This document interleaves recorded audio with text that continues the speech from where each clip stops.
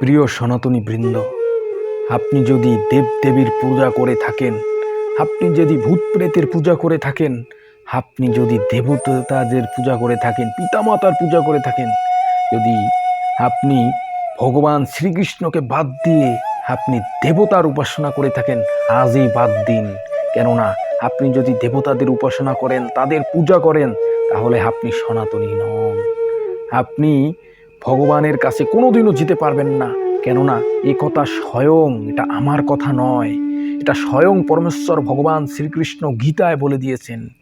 গীতায় তিনি বলেছেন, জান্তি দেবব্রতা দেবান, পিতৃজান্তি পিতৃব্রতা, ভূতানি জান্তি ভূতে যা মজ্জাদি নোপি মাম। অর্থাৎ যারা দেবতাদের পূজা করবেন তারা দেবলোকে যাবেন। আপনি যদি দেবতাদের পূজা করে থাকেন, তাহলে আপনার গতি শুধুমাত্র দেবলোক পর্যন্ত। আপনি দেবলোকে যাবেন, এর উপরে আর যেতে পারবেন না। আপনি যদি পিতামাতার পূজা করে থাকেন, আপনি পিতৃলোকে যাবেন। আপনি ভূত প্রেতের উপাসনা করলে আপনি ভূত লোকে যাবেন। যেমন তান্ত্রিকেরা, তারা ভূত লোকে যাবে। যারা দেবতাদের উপাসনা করে তারা দেবলোকে যাবে। আর যারা সব কিছু বাদ দিয়ে কেবল পিতামাতার উপাসনা করে তারা পিতৃলোকে যাবে। কিন্তু ভগবান শ্রীকৃষ্ণ বলছেন, যারা আমার উপাসনা করে, আমাকে নমস্কার করে, আমাকে পূজা করে, তারা স্বয়ং মৃত্যুর পরে আমার কাছে চলে আসবে, তারা আমার লোকে চলে আসবে এবং তারা দিব্য আনন্দ চিদানন্দে তারা এখানে বিরাজ করবেন, এখানে সারা জীবন তারা বসবাস করবেন। তাহলে এবার আপনি ঠিক করুন, আপনি কোথায় যাবেন, কোথায় আপনার গতি হবে।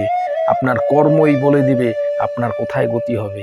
তাই এখনই সব কিছু বাদ দিয়ে কেবল কেবল পরমেশ্বর ভগবান শ্রীকৃষ্ণের নাম নিন, তার পূজা করুন। কেননা তিনি একমাত্র বলে দিয়েছেন যে সর্বধর্মান পরিত্যাজ্য মাম একং শরণং ব্রজ। তুমি সব কিছু বাদ দাও, সব ধর্ম বাদ দিয়ে, সব কিছু বাদ দিয়ে কেবল আমার শরণাগত হও।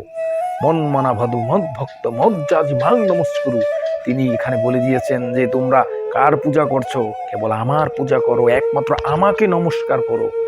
স্বয়ং কৃষ্ণ বলে দিয়েছেন যে কেবল কেবল তাকেই পূজা করতে, তার নমস্কার করতে। কিন্তু আমরা হিন্দুরা শাস্ত্র পড়ি না, আমরা মন গড়া শাস্ত্র তৈরি করি, যেগুলো আমাদের শাস্ত্রে নেই। আমরা শাস্ত্র পড়ি না, শাস্ত্র শুনতেও চাই না। কেউ যদি শাস্ত্রের সঠিক কথা বলে তাহলে আমরা মানতে চাই না, উল্টা আরও তার সমালোচনা করি, তার নিন্দা করি। তাই এখনই আপনি যদি নরকে না যেতে চান, মৃত্যুর পরে আপনার গতি যদি অধোগতি না হতে চান, তাহলে আজই সব কিছু বাদ দিয়ে কেবল পরমেশ্বর ভগবান শ্রীকৃষ্ণের উপাসনা করুন। তিনি আপনাকে সকল পাপ থেকে মুক্ত করে তার ধামে নিয়ে যাবেন এবং সেখানে আপনি অনন্ত কোটি কাল সেখানে বিরাজ করবেন, যেখানে কোনো সুখ, যেখানে কোনো দুঃখ নেই, কষ্ট নেই, শুধু আনন্দ আর আনন্দ। হরে কৃষ্ণ।